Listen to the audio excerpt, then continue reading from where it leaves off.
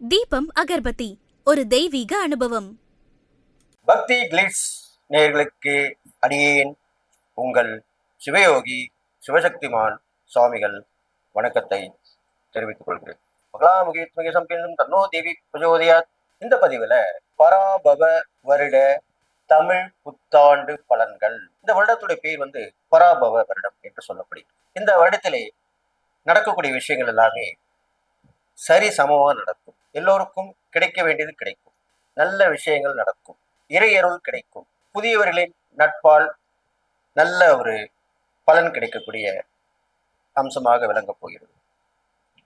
பெண்கள் குழந்தைகள் வகையிலே நல்ல நல்ல விஷயங்கள் நடக்கும். அவர்களுடைய முன்னேற்றம் மிக மிக நன்றாக இருக்கும். அரசாங்கத்தின் ஆதரவு மக்களுக்கு கிடைக்கும். அரசியலிலே குழப்பம் நீங்கி நல்ல ஒரு தெளிவு பிறந்து மக்களுக்கு நல்லாட்சி புரிபவர்கள் சேருவார்கள். மக்களுக்கு அரசியல்வாதிகளால் ஆதாயம் கிடைக்கும். போட்டி போட்டு கொண்டு உதவி பண்ணுவார்கள். இப்படியாகத்தான் இந்த பராபவ வருடம் பார்க்கப்படுகிறது. கன்னிராசி நேயர்களே, உங்களுக்கு உண்டான பராபவ வருட தமிழ் புத்தாண்டு பலன் தான் சொல்ல போறேன். உங்களுக்கு இந்த பராபவ வருட பலன் பார்க்கும் பொழுது கிரகங்களுடைய நிலைகளை பார்க்கும் பொழுது சனி பகவான் உங்கள் ராசிக்கு 7ஆம் இடத்தில் இருக்கிறார். குரு பகவான் 10ஆம் இடத்தில் இருப்பார். 11ஆம் இடத்துக்கு வருவார். 12ஆம் இடத்துக்கும் வருவார். 2 பயிற்சிகள் இந்த வருடத்தில் இருக்கு. அதே போன்று 12ஆம் இடத்திலே கேது பகவான், 6ஆம் இடத்திலே ராகு பகவான். இதை வைத்து பார்க்கும் பொழுது இந்த பராபவ வருடத்திலே கன்னி ராசிக்காரர்களுக்கு நல்லா தெரிஞ்சுங்க, ரொம்ப கவனமா இருக்கணும். கணவன் மனைவி உறவுல அடிக்கடி பிரச்சனைகள் வர்றதுக்கு வாய்ப்பு இருக்கு. விதண்டாவாதம் கூடாது. நீ என்ன சொல்றது, நான் என்ன கேட்கறது, அது சொல்லவே அறிவே கூடாது. இதையும் கண் காணாமல் விட்டு விட வேண்டும். நம்ம பாட்டு நம்ம போயிட்டே இருக்கணும். இதே நிலைமை தான் பங்குதாரர்களுக்குமே சொல்லப்படுகிறது. பயணங்கள்ல போகும்போதும் கவனமா இருக்கும். பொருட்கள் திருடப்படும் அல்லது மறந்து வைத்து விடுவீங்க. நீங்களே தொலைச்சிருவீங்க, இல்லைன்னா யாராவது திருடிப்பாங்க. இதெல்லாம் கவனமாக பார்த்துக்கணும். இல்லாமல் உங்களுக்கு வட ஆரம்பத்திலே வேலை இல்லாமல் ரொம்ப போராட்டமாக இருக்கும். தொழில் வியாபாரத்தில் ரொம்ப கவனமாக இருக்கணும். கை கட்டினது வாய் கட்டலன்னு நினைப்பீங்க. வருமானங்கள் குறைவாக இருக்கேன்னு பார்ப்பீங்க. எப்படி நம்ம குடும்பத்தை ஓட்டுறதுன்னு பார்ப்பீங்க. இது மாதிரிலாம் இருந்துட்டு வரும். ஆனால் அடுத்து ஒரு 3-4 மாதங்களுக்கு அப்புறம் நல்ல நல்ல விஷயங்கள் நடக்கும். தொழிலில் லாபம், ஓரளவுக்கு லாபம், வியாபாரத்தில் ஏற்றம், இது மாதிரி நடக்கும். உங்களுக்கு வேண்டியவர்கள் உதவி பண்ணுவார்கள். அதுதான் எப்பயுமே கெட்ட நேரம் இருக்கும்போது வேலைக்கு போய் நிற்பாங்க. கடவுள் கூட அப்படிதான். நல்ல நேரம் வரும்போது அந்த தெய்வங்களும் அருள் பண்ணுவோம். நம்மளுக்கு வேண்டியவங்களும் அருள் உதவி பண்ணுவாங்க. இரண்டுமே நடக்கும். திக்கற்றோருக்கும் தெய்வமே துணை. உள்ள இருக்காங்களா இல்லையா? அதுதான் உங்களுக்கு இந்த காலகட்டம் நடக்குது. அப்ப தெய்வ வழிபாடு ரொம்ப உகந்ததான் சொல்லப்படுது. கன்னிராசிக்கு பாத்தீங்கன்னாக்கா ராசி அதிபதி புதன். எல்லாம் வல்ல எம்பெருமாளை வணங்கி வழிபட வேண்டும். புதன்கிழமை தோறும் பெருமாள் கோயில் செல்லணும், வழிபட்டு வரணும். உங்களால் முடிந்த அன்னதானம் செய்யணும். பெரும்பாலும் தயிர் சாதம் அல்லது பானகம், இதெல்லாமே பக்தர்கள் வரக்கூடிய பக்தர்களுக்கு பானகம் கொடுக்கலாம். ஏழையர்களுக்கு தயிர் சாதம் கொடுக்கலாம்.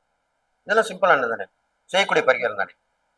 இது மட்டுமல்ல, கோடை காலங்களிலே நீர்மோர் சொல்றீங்க, தண்ணீர் அல்லது நீர்மோர், இதை நீங்கள் செய்தீர்களானால் நல்ல நல்ல பலன்களா நடக்கும்.